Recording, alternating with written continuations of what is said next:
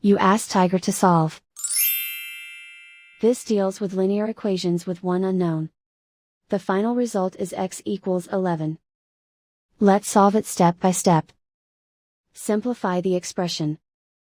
Find the greatest common factor of the numerator and denominator. Factor out and cancel the greatest common factor. Swap sides. Isolate the x. Multiply both sides by 21. Group like terms. Multiply the coefficients. Simplify the fraction. Multiply the fractions. Simplify the arithmetic. And so the final result is x equals 11.